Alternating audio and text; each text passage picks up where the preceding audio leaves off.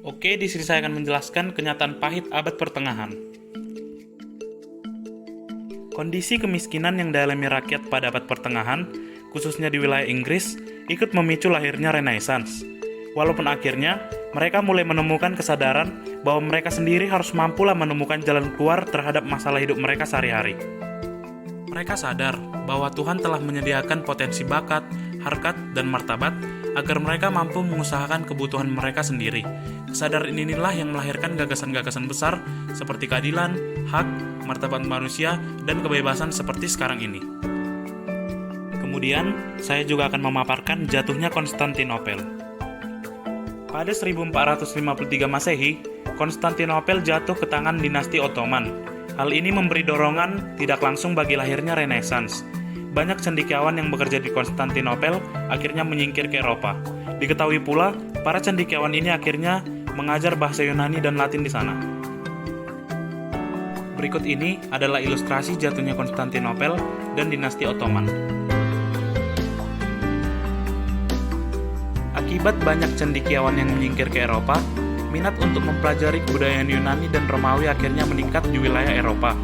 Mereka mengumpulkan tulisan-tulisan klasik, mempelajarinya, menyunting, dan menerbitkannya kembali.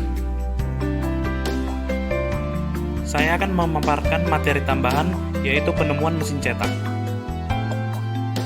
Pada tahun 1454, Gutenberg dari Mainz, Jerman, menemukan mesin cetak.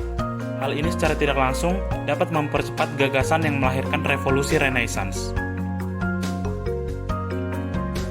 Materi yang terakhir, dampak Renaissance dalam berbagai bidang. Yang pertama meliputi sosial budaya. Jasa-jasa Renaissance dan humanisme menjadi sebuah fondasi bagi lahirnya sekularisme di Eropa.